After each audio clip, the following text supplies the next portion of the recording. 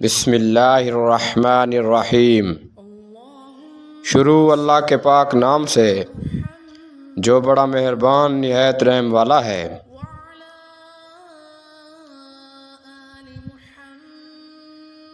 رسول اللہ صلی اللہ علیہ وسلم نے فرمایا، اسلام کی بنیاد 5 چیزوں پر قائم کی گئی ہے۔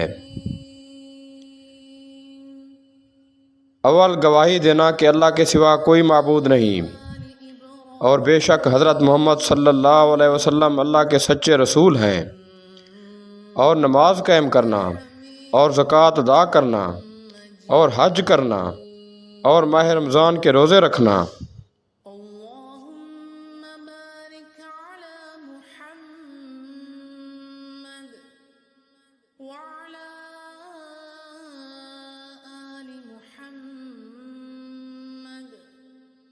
كما